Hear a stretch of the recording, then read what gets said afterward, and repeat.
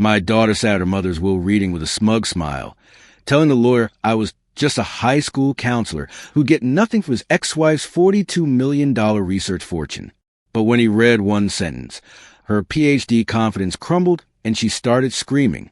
Before we continue, please subscribe to the channel and let us know where you are listening in the comments. My daughter sat at her mother's will reading with a smug smile, telling the lawyer I was just a high school counselor who'd get nothing from her brilliant mother's $42 million research fortune. But when he read one sentence, her PhD confidence crumbled and she started screaming. Let's be realistic here, Mr. Pemberton, Emma said, adjusting her designer glasses as she addressed his state attorney. At 34, she carried herself with the unshakable confidence of someone who'd never been intellectually challenged. Her psychology professor credentials from Columbia hung around her like armor, protecting her from any suggestion that she might not be the smartest person in the room. My father is a high school guidance counselor.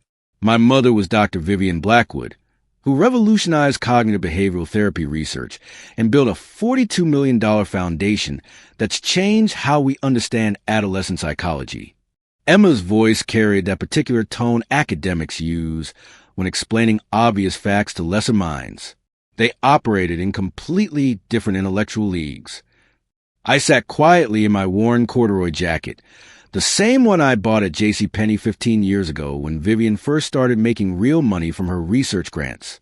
My hands rested on my knees, calloused from weekend carpentry projects and scarred from years of confiscating razor blades from desperate teenagers' backpacks. At 62, I looked exactly like what I was, a small-town counselor who'd spent 3 decades listening to kids' problems in a cluttered office that smelled like coffee and hope. Dad's work is, well, it's basic guidance counseling, Emma continued, glancing at me with the kind of pitying look you give a child who tried their best but fallen short. He helps teenagers with their feelings. Mom conducted groundbreaking research that's cited in psychology textbooks worldwide. The intellectual gap between them was significant. Estate attorney Marcus Pemberton shifted uncomfortably behind his mahogany desk. He'd handled enough family disputes to recognize the tension crackling through his office like electricity before a storm. Miss Blackwood, perhaps we should proceed with reading your mother's will as she requested. Of course, Emma said, settling back in her leather chair with supreme confidence. I just want to make sure Dad understands he shouldn't expect much. Mom was very clear about her priorities in her final years. She valued intellectual achievement, scientific contribution, academic excellence, things that matter in the real world. Each word landed like a small knife between my ribs. Things that matter in the real world. As if the hundreds of suicide attempts I prevented, the thousands of kids I'd helped find their way through the darkness of adolescence, the families I'd held together during their worst moments, as if none of that mattered because I didn't have a PhD after my name. Emma, I said quietly, maybe we should just listen to what your mother wanted. She turned to me with that expression she perfected during graduate school, patient but condescending, like a professor explaining basic concepts to a particularly slow student. Dad, I know this is hard for you. I know you probably hope Mom would acknowledge your contribution somehow, but you have to understand, she built something extraordinary, a research empire that will help millions of people. Your work is different, smaller scale, more personal than scientific. The lawyer cleared his throat.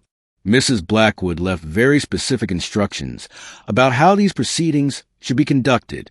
She wanted me to read the will exactly as written, without editorial commentary. Fine, Emma said, checking her Apple Watch. I have a faculty meeting at 4, so let's get through this. Dad should be grateful for whatever small token Mom left him, given his limited contributions to her success. Any bequest would be generous. Limited contributions. The phrase echoed in my head like a death knell. If only Emma knew about the late nights when Vivian would pace our kitchen, stuck on a research problem, and I'd quietly suggest a different approach based on what I'd observed in my office. If only she understood that her mother's most celebrated breakthrough, the intervention model that made her famous, had come from a conversation we'd had about a suicidal student I'd helped turn around. But I'd never told Emma any of that, even during the divorce proceedings, when Vivian's lawyers painted me as an intellectual burden she'd finally shed. I kept quiet. Love sometimes means protecting people from truths they're not ready to hear. Dr. Blackwood was very thorough in her final wishes. Pemberton continued, opening the thick folder that contained Vivian's last will and testament. She updated these documents just 3 months before her passing, after extensive consultation with multiple attorneys. Emma nodded approvingly. Mom was always meticulous. She probably left detailed instructions about the foundation's management, research priorities, academic partnerships. The complex stuff Dad wouldn't understand. My hand began to tremble slightly, not from fear, but from the effort of staying silent while my daughter systematically dismantled 30 years of my life's work. I thought about the letter hidden in my jacket pocket, the one Vivian had written me 3 weeks before she died, when the medications had stripped away her pride and left only truth. "Garrett," she'd whispered during that final phone call, her voice raw with pain and regret. "I need you to know something about Emma, about the will, about everything I've done wrong. The estate is quite substantial," Pemberton was saying. Dr. Blackwood's research foundation, her personal investments, real estate holdings, and intellectual property rights total approximately $42 million. Emma's eyes lit up with the kind of hunger I'd seen in Vivian's face whenever a new grant opportunity appeared, and it will continue her legacy of serious academic work. Real psychology, evidence-based research that actually advances a field. Real psychology, as opposed to what I did, apparently fake psychology performed by someone too intellectually limited to understand complexity of human behavior. I wanted to tell Emma about the 16-year-old who'd walked into my office last month with a suicide plan and walked out with hope. I wanted to explain that sometimes the most sophisticated therapeutic intervention was simply believing in someone when they couldn't believe in themselves. But Emma wouldn't understand. She'd inherited her mother's brilliant mind along with her fatal flaw, the inability to see intelligence that couldn't be measured, published, or peer-reviewed. "Shall we begin?" Pemberton asked, and I nodded while Emma checked her phone one final time. If only Emma knew what her brilliant mother had confessed to me 3 weeks before she died, and what she really thought about our different kinds of intelligence. The truth was about to destroy everything Emma believed about success, about intelligence, about which one of her parents had actually changed the world. As Pemberton shuffled through Vivian's legal documents, I closed my eyes and remembered when my wife still believed that different kinds of intelligence could complement each other, before academic success turned her love into shame. We'd met at Iowa State in 1985. 2 psychology majors with completely different approaches to understanding human behavior. Vivian devoured textbooks and statistical analyses, while I volunteered at the campus crisis hotline, talking kids through their darkest moments. She studied theories about depression.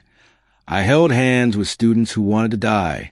"You see things I miss," she told me during our senior year, curled up in my dorm room after midnight.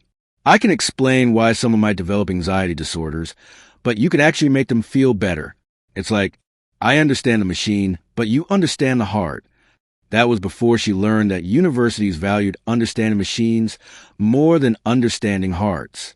Our early marriage had been a beautiful partnership.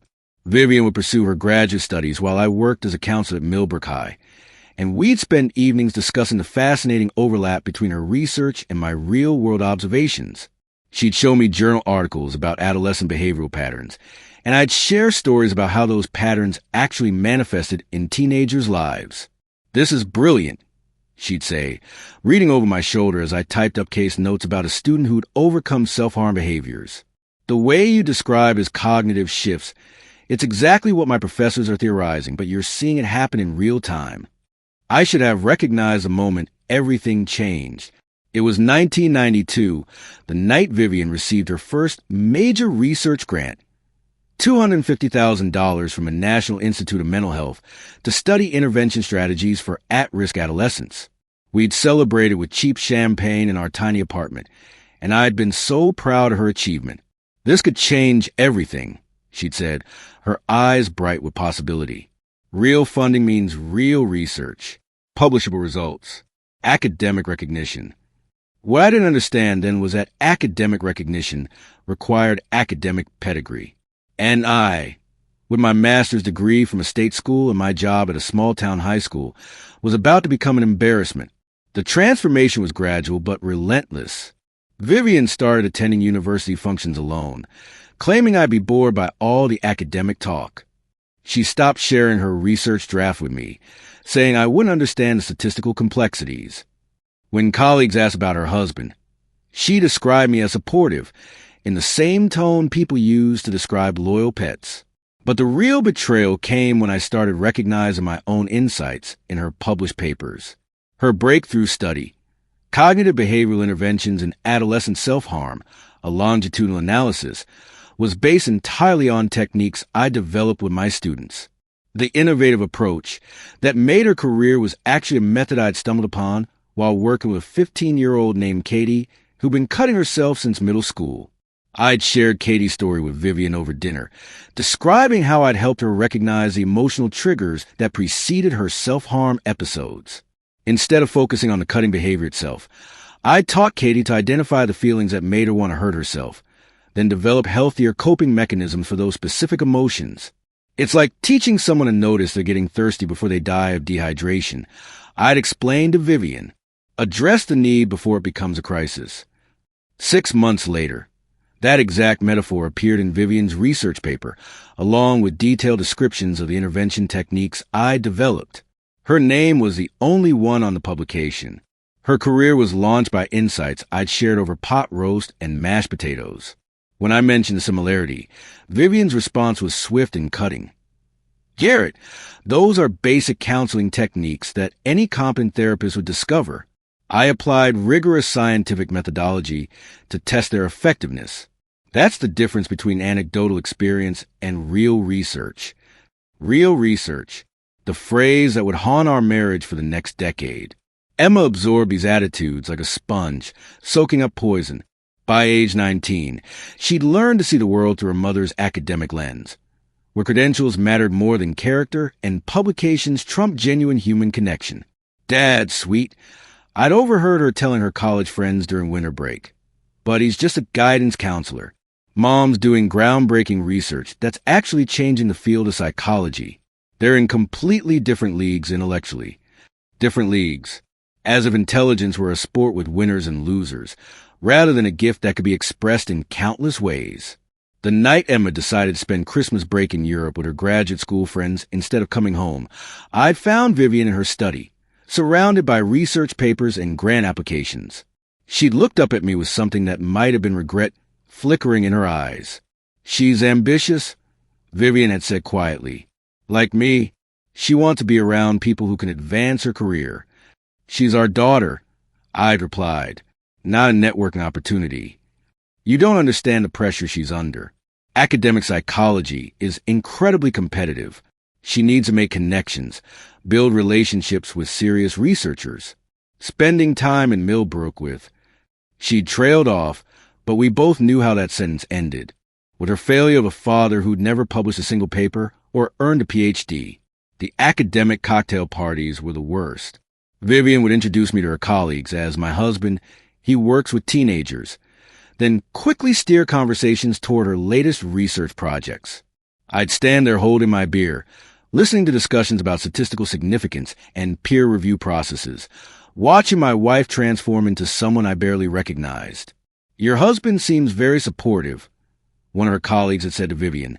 The word supportive delivered with the same inflection people use for simple-minded. Yes, Vivian had replied smoothly. He's always been wonderfully encouraging of my work. Encouraging, not contributing, not partnering.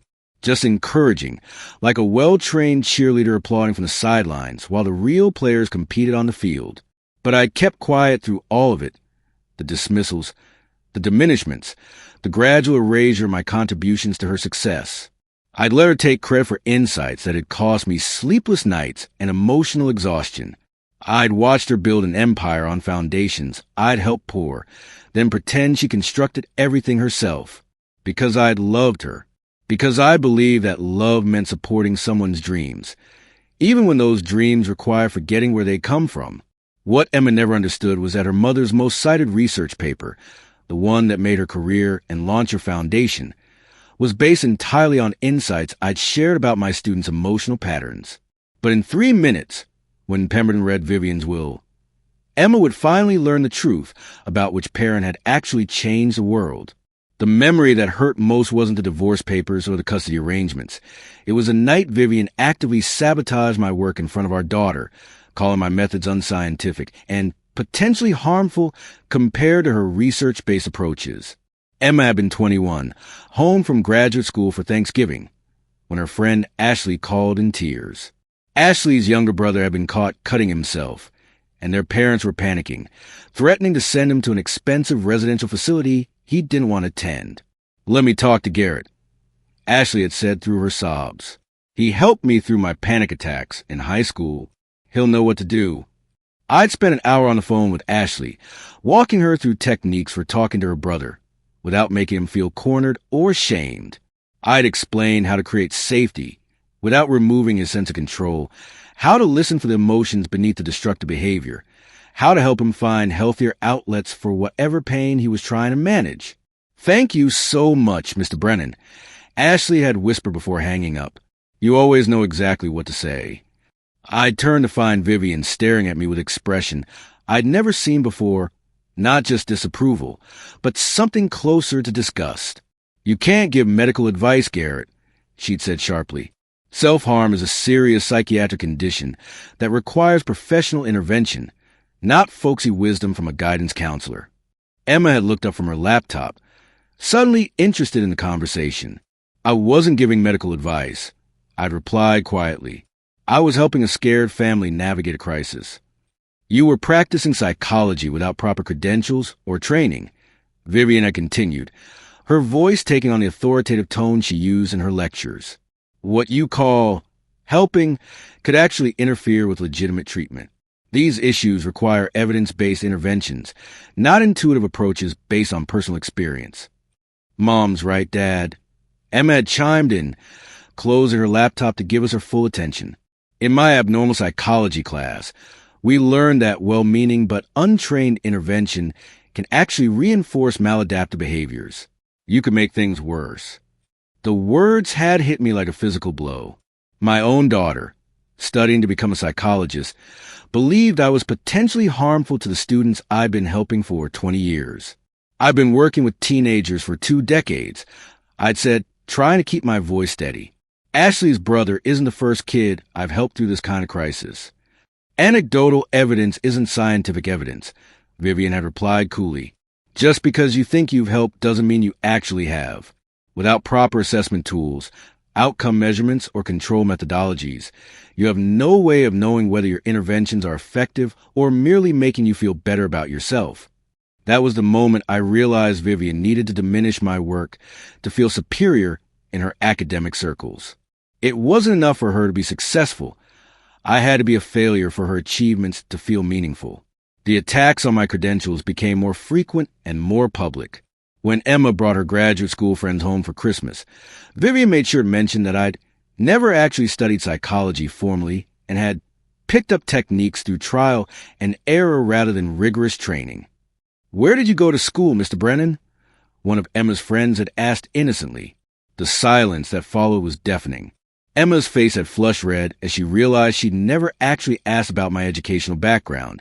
She'd simply assumed I had the same advanced degrees as her mother. "Community college," I'd answered honestly. "Des Moines Area Community College for my associate degree, then Iowa State for my bachelor's and master's in counseling." The collective intake of breath around our dinner table was audible. Community college, the academic equivalent of admitting you'd never learned to read. "That's different," Emma had said carefully, her voice carrying a new note of embarrassment I'd never heard before. "Different how?" I'd asked, though I already knew the answer. "Well, Mom went to Stanford for undergrad and Harvard for her PhD. Most serious psychologists have similar backgrounds. Community college is more for practical training, trade skills. Trade skills, as if helping suicidal teenagers find reasons to live was the equivalent of learning to fix air conditioners."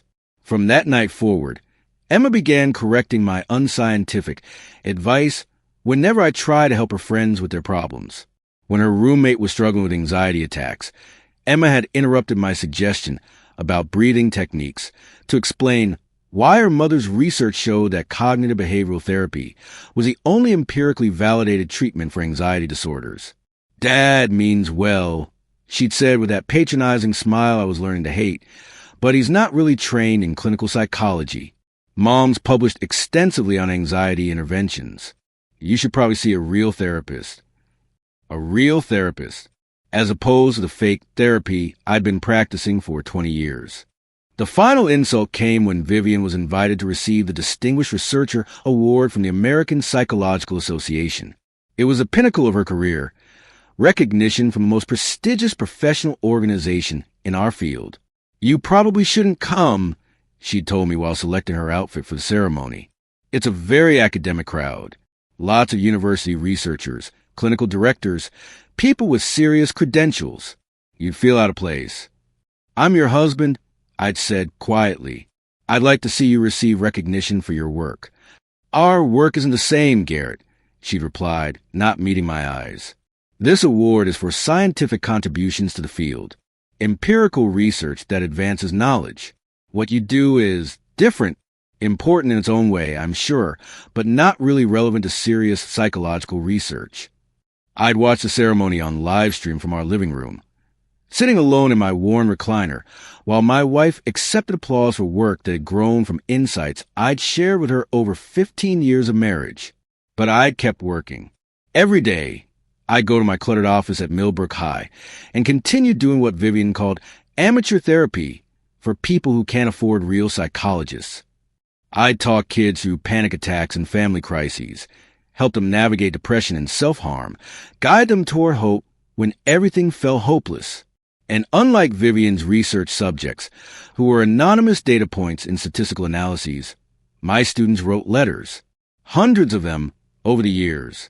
Thank you notes from kids who'd graduated and gone to college, wedding invitations from former students who'd found love after I'd helped them believe they were worthy of it, birth announcements from young parents who'd learned to break cycles of trauma because of conversations we'd had in my office. I kept every letter in a filing cabinet in my home office, but I never showed Vivian. What would be the point? Anecdotal evidence wasn't scientific evidence, and personal testimonials didn't count as empirical data. The day Emma graduated with her PhD in psychology, she stood at the podium during the student speaker ceremony and thanked her mother for inspiring her scientific approach to understanding human behavior. She talked about the importance of evidence-based practice, the necessity of rigorous research methods, the difference between emotional intuition and intellectual analysis. She'd never mentioned the father who'd first taught her about human compassion, who'd shown her that sometimes the most powerful intervention was simply believing someone was worth saving. But as I sat in that lawyer's office watching Emma dismiss 30 years of my life's work, I thought about all those letters locked away in my filing cabinet.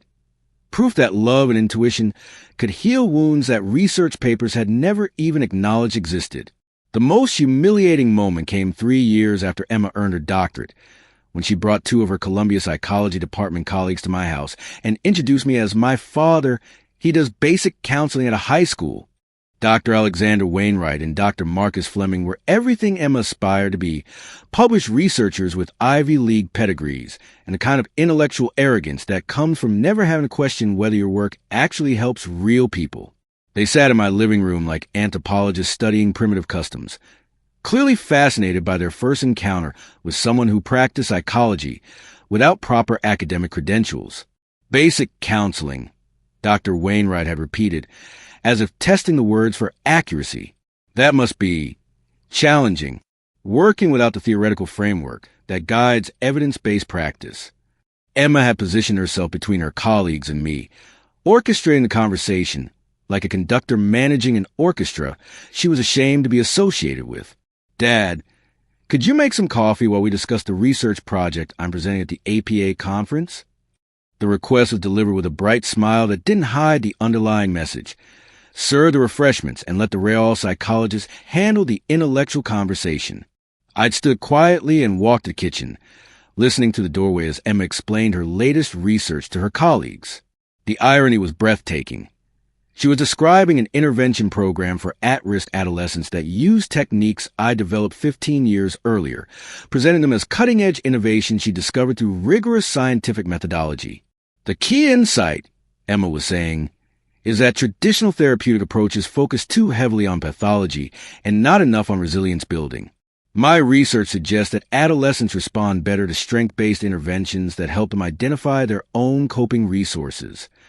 Strength-based interventions. Resilience building. I'd been using those exact approaches since 1995, long before they became academic buzzwords. I'd learned them not from textbooks or peer-reviewed journals, but from thousands of conversations with kids who needed to believe in their own capacity for healing. Fascinating. Dr. Fleming had responded, "Have you published these findings yet?" Next month in the Journal of Adolescent Psychology, Emma had replied proudly, "The peer review process was incredibly rigorous, but the methodology was sound, unlike the intuitive approaches some practitioners use. This is evidence-based intervention grounded in empirical research." Some practitioners. She meant people like me, the unscientific amateurs who relied on empathy and experience instead of statistical analysis and controlled studies. When I returned with the coffee, Dr. Wainwright had turned to me with the kind of polite interest reserved for exotic specimens. "Emma tells us you work with teenagers as well. That must give you an interesting perspective on her research. Dad's work is different." Emma had jumped in quickly before I could respond. More hands-on, less theoretical. He deals with basic guidance issues, scheduling conflicts, college applications, minor behavioral problems. I focus on serious psychological intervention. I see. Dr. Fleming had nodded knowingly. The distinction between counseling and therapy. Important to maintain those professional boundaries. The conversation had continued for another hour, with Emma and her colleagues discussing research methodologies, statistical significance, and peer review processes while I served coffee and pretended not to notice how carefully Emma steered any questions away from the specifics of my work.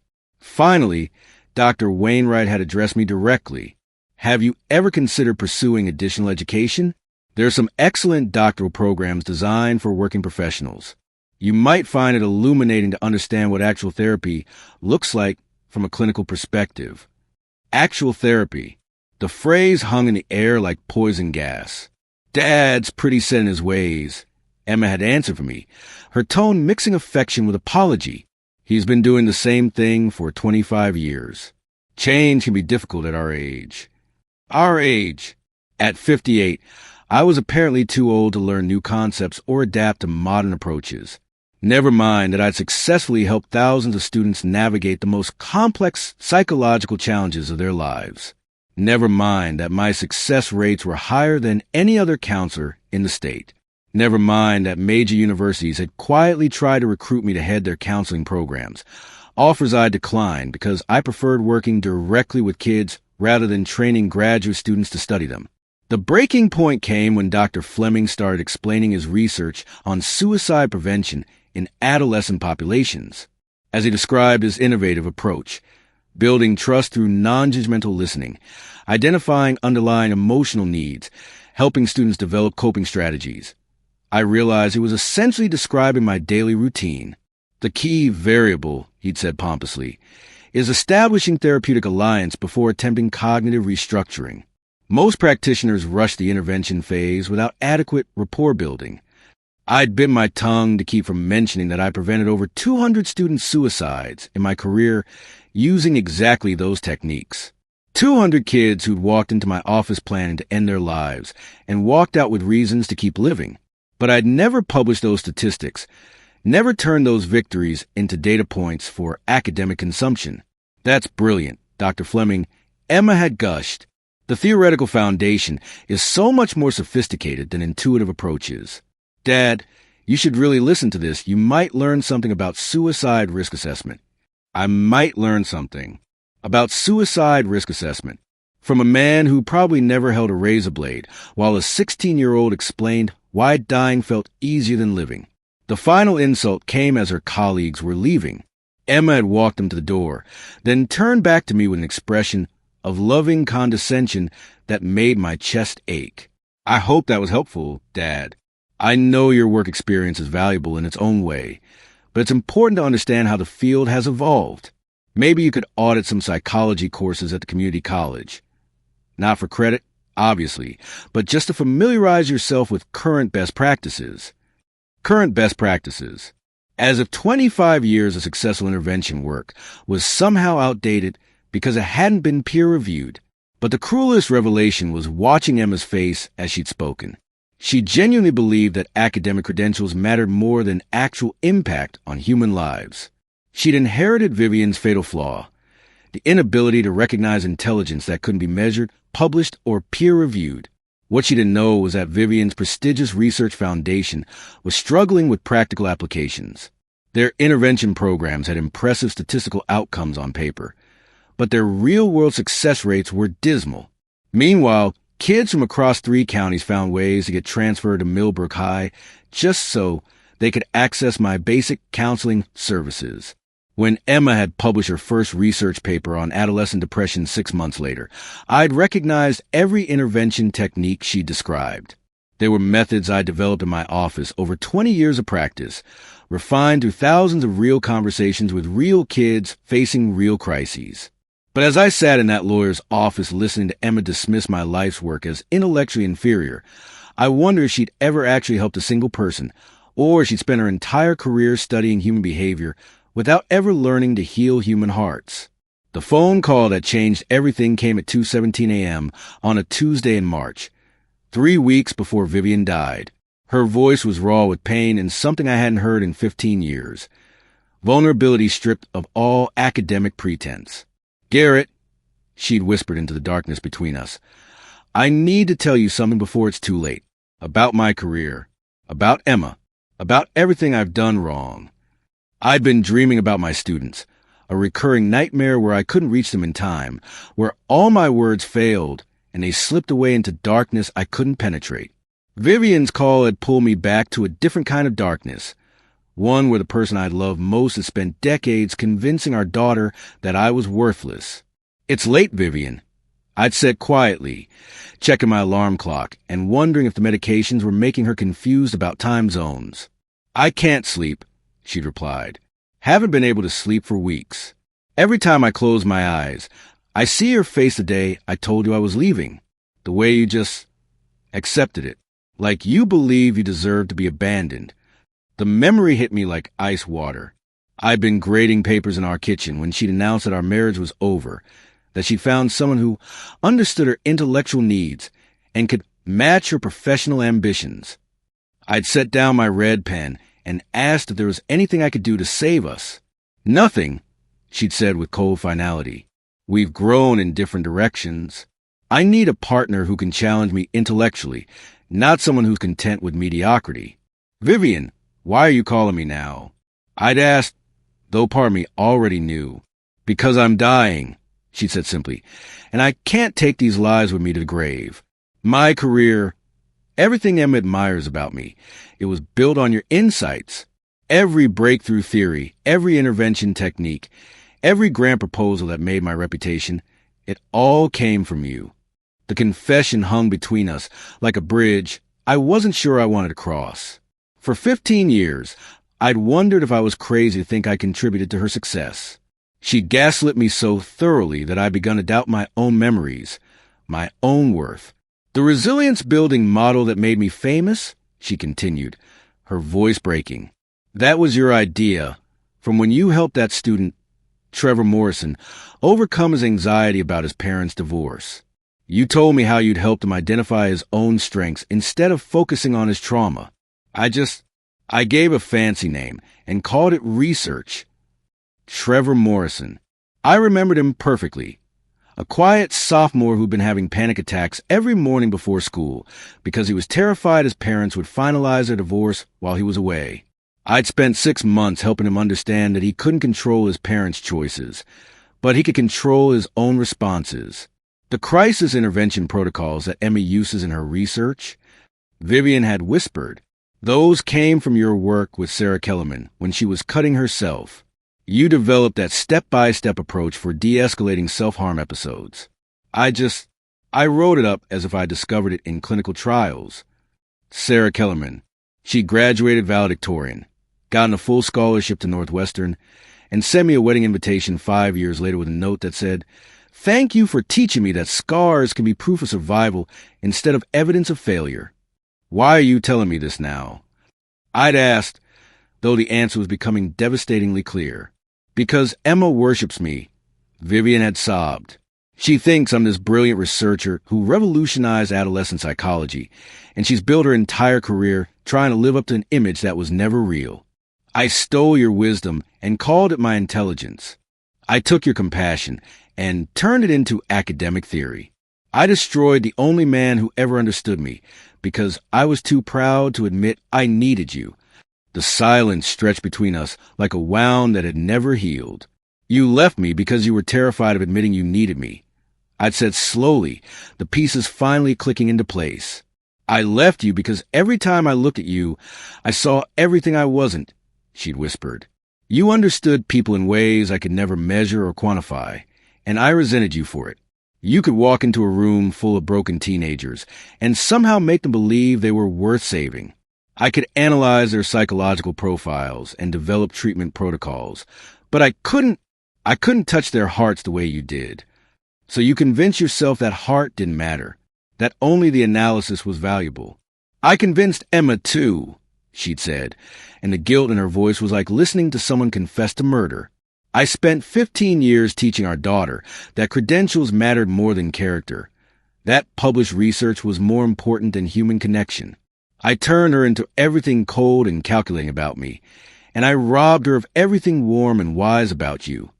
I'd gotten out of bed and walked to my window, looking out at the small Iowa town where I'd spent my entire career helping kids find their way through darkness.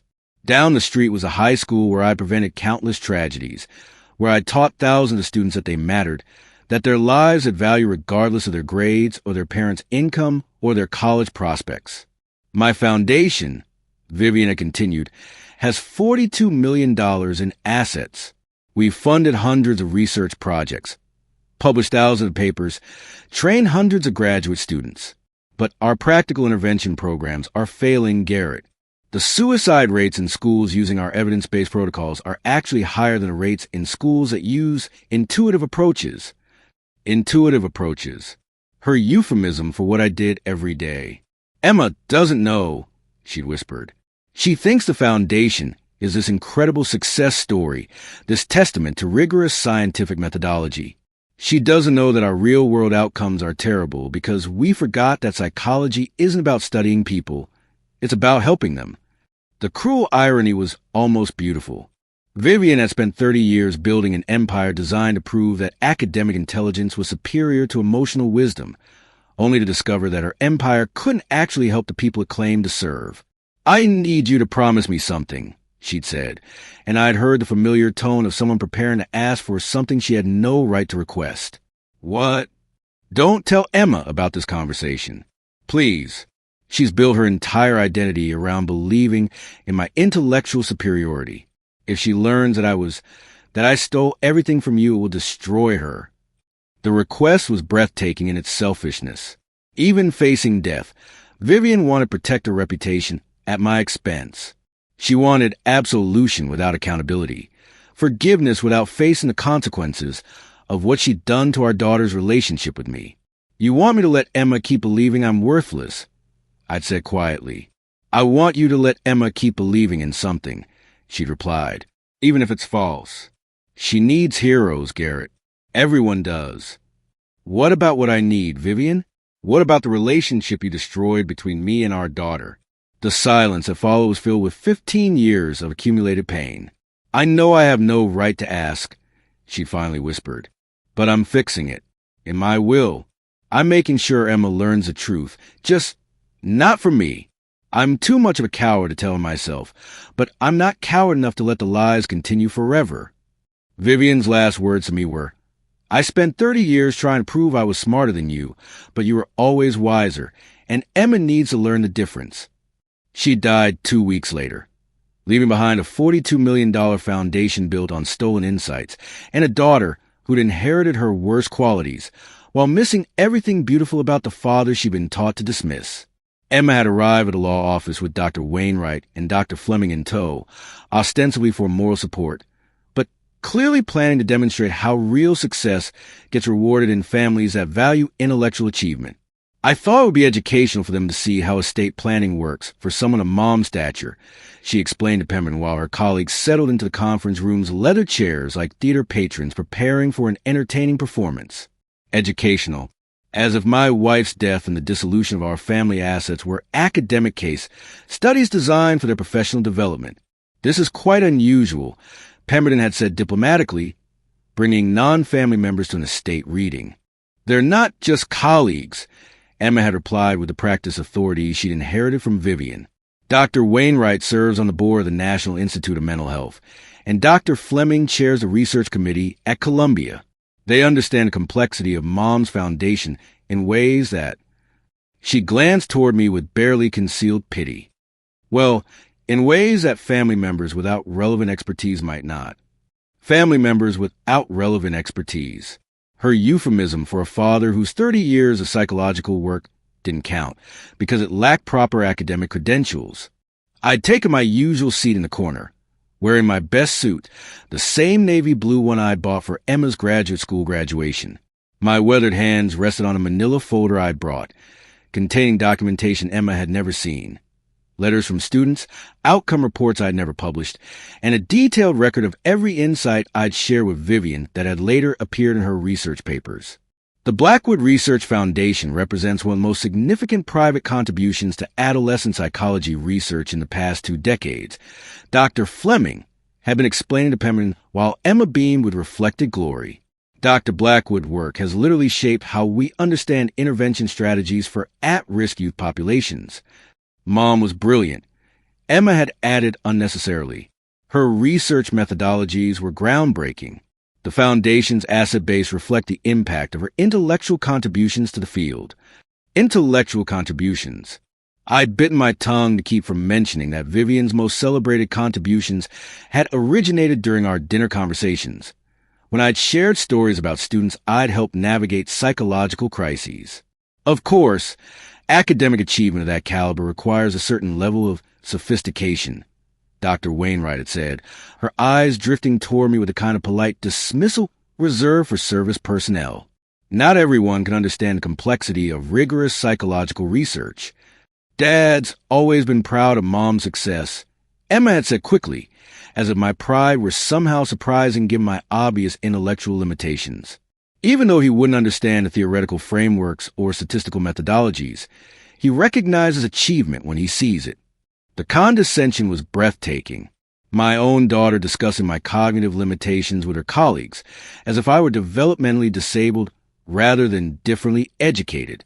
Pemberton had shuffled through Vivian's legal documents with increasing discomfort, clearly in use to estate readings that included academic commentary from non-beneficiaries. Perhaps we should proceed with the actual reading? Absolutely, Emma had agreed, settling back in her chair with supreme confidence. I'm curious to see how Mom structured the Foundation's governance.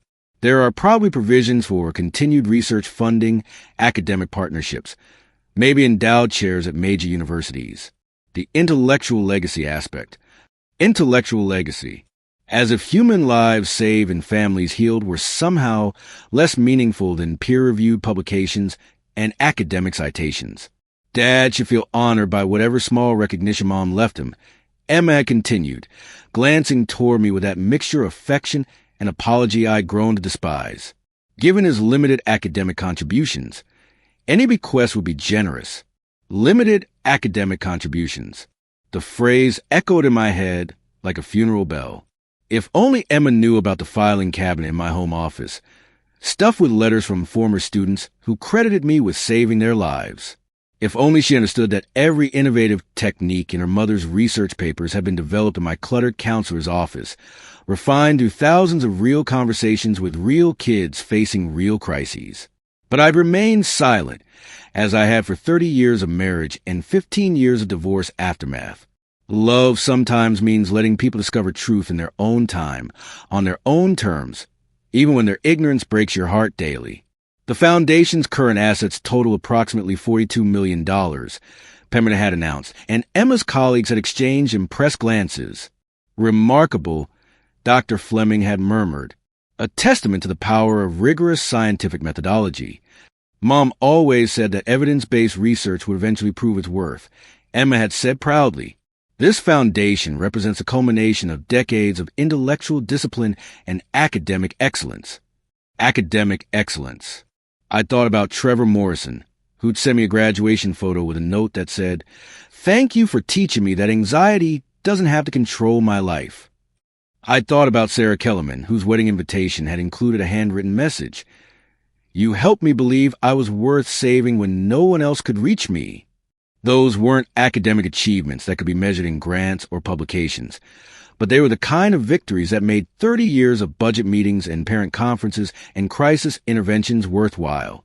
I assumed Dad would receive some token bequest. Emma had said to Pemberton with the casual certainty of someone who'd never doubted her own assumptions. Maybe enough to upgrade his office equipment or take a vacation. Something appropriate for his level of involvement in Mom's success. Token bequest. Appropriate for my level of involvement. If only she knew that her mother's deathbed confession had revealed that every significant breakthrough in her career had grown from insights I'd shared over 25 years of marriage. I clutched my manila folder and felt simultaneous heartbreak and hope. This moment would either destroy my relationship with Emma forever or finally teach her the difference between intelligence and wisdom, between studying human behavior and actually healing human hearts. The lawyer had opened Vivian's will and cleared his throat ceremoniously. Dr. Vivian Catherine Blackwood, being of sound mind and body. Emma had smiled with the confident expectation of someone who'd never been proven wrong about anything that mattered, never had her fundamental assumptions challenged, never learned that the parent she'd worshipped might have been built on foundations provided by the parent she dismissed. That smile was about to be shattered forever. I bequeathed to my daughter, Emma Catherine Blackwood, my personal residence at 847 Hillcrest Drive, along with all furnishings, artwork, and my complete research library. Pemberton read in his measured legal tone. Emma smiled with satisfaction, already calculating the value. The Pacific Heights house was worth at least $600,000, and Vivian's research library, containing first editions of foundational psychology texts and her complete published works, represented another $200,000 in academic assets. "That's wonderful," Dr. Wainwright had murmured approvingly, keeping the intellectual legacy in the family. "The research library alone is probably worth more than most people's entire estates," Dr. Fleming had added, and Emma had nodded graciously, as if accepting tribute that was long overdue. But I'd noticed that Pemberton's hands were trembling slightly as he turned to the next page of Vivian's will. Something was coming that he clearly dreaded having to announce. However, Pemberton continued, and a single word dropped into the room like a stone into still water. "The remainder of the estate presents a more complex situation." Emma's smile flickered. "Remainder? What remainder?" "The foundation assets, obviously, but that's straightforward. I'm the logical choice to continue Mom's research legacy.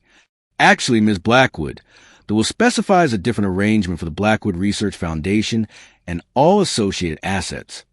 The silence that followed was so complete, I could hear my own heartbeat.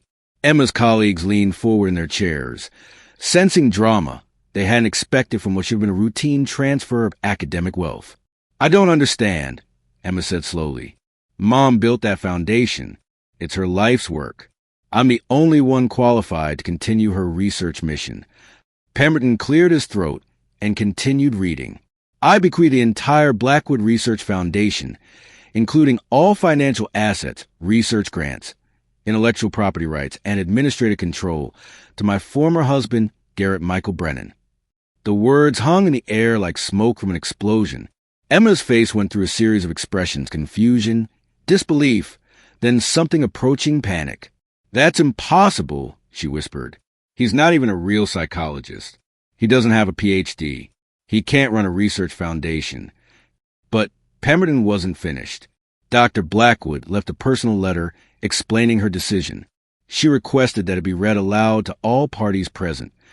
Emma's colleagues exchanged uncomfortable glances. This was clearly not the academic validation ceremony they'd expected to witness. "Please," Emma said desperately.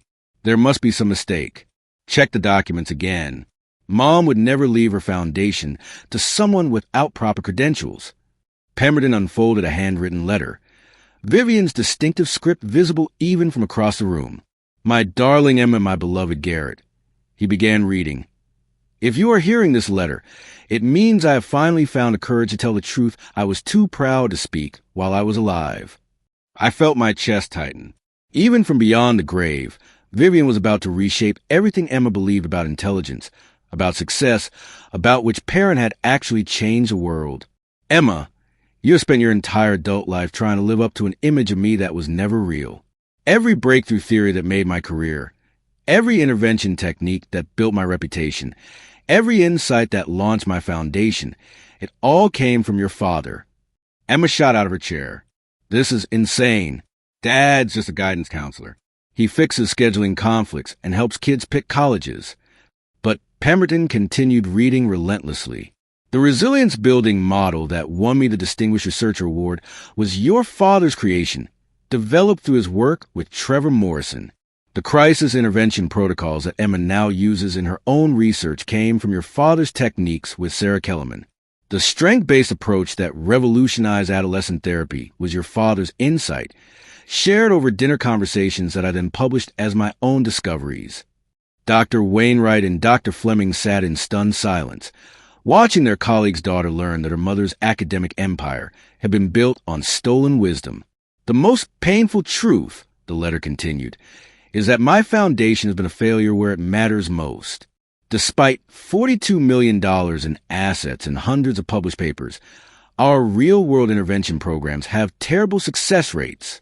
We study adolescent psychology extensively, but we save very few adolescent lives.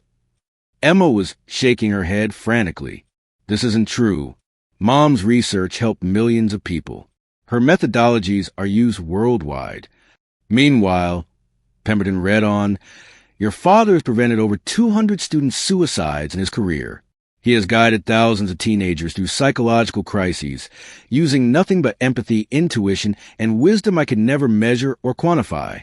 Garrett saved more lives in 1 year than my research saved in 30. The room fell silent, except for Emma's ragged breathing. I reached into my manila folder and quietly pulled out a stack of letters. 30 years of thank you notes from students whose lives I'd helped save or change. Every technique your mother published, every theory that made her famous, every intervention that built her foundation, I said quietly, came from real conversations with real kids in my office. I never published statistics or wrote research papers, but I kept every letter from students who said I'd made a difference. I set the letters on the conference table, hundreds of them, representing thousands of lives touched by methods that have been dismissed as unscientific and intuitive. This is impossible, Emma screamed, her academic composure finally cracking completely. You're nothing. You do amateur therapy for people who can't afford real psychologists. You don't understand research methodology or statistical analysis or evidence-based practice. No, I agreed calmly. I understand something more important. I understand people. Dr. Fleming picked up one of the letters and read it silently, his expression shifting from skepticism to amazement. Dr. Wainwright followed suit, scanning testimonials from former students who credited me with saving their lives, helping them overcome addiction, guiding them through family crises, teaching them that they were worth saving. Garrett, Vivian's letter concluded through Pemberton's voice. You were always the wisest person I ever met, but I was too proud to admit it. I spent 30 years trying to prove I was smarter than you, when you were actually the one changing lives while I was just studying theories about changing lives.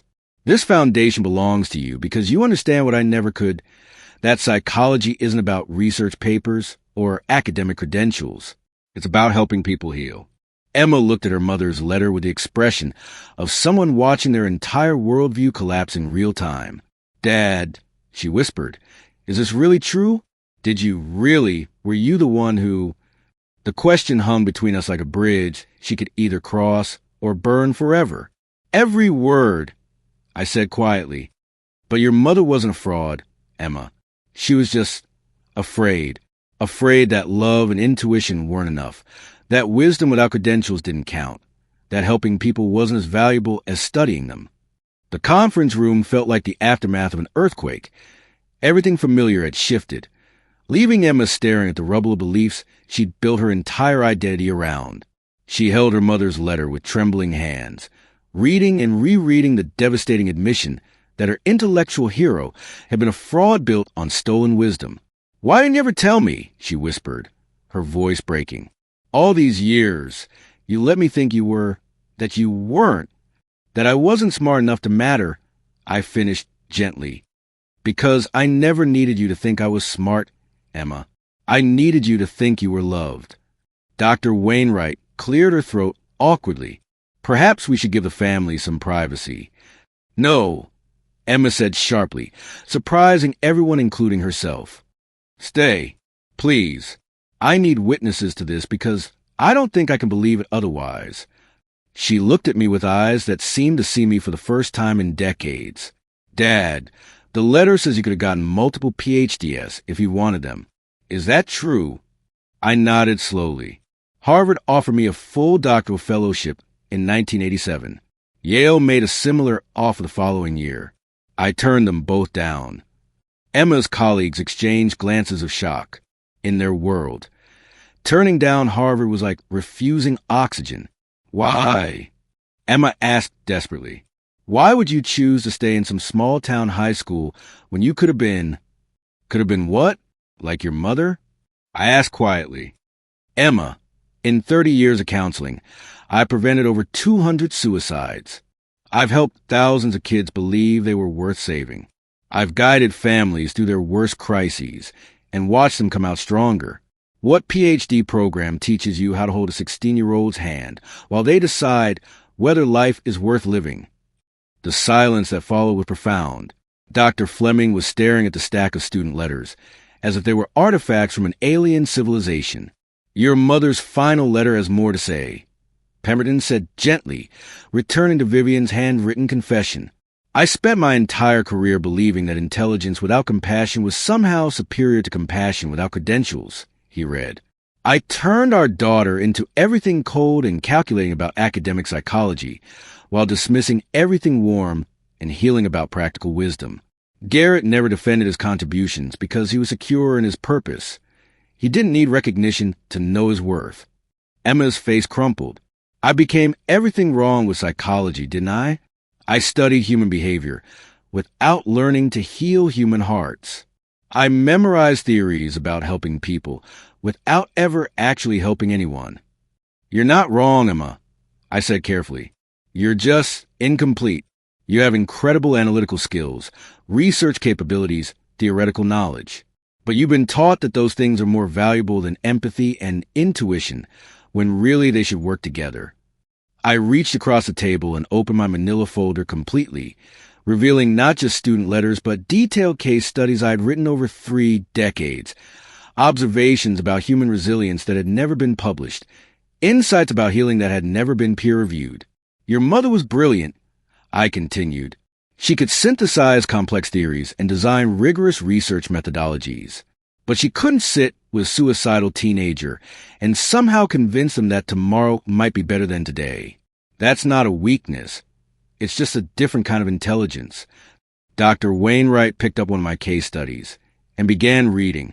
Her expression shifted from skepticism to fascination to something approaching awe. "These intervention techniques," she murmured, "they're years ahead of current best practices. How did you develop them?" "By failing," I said honestly.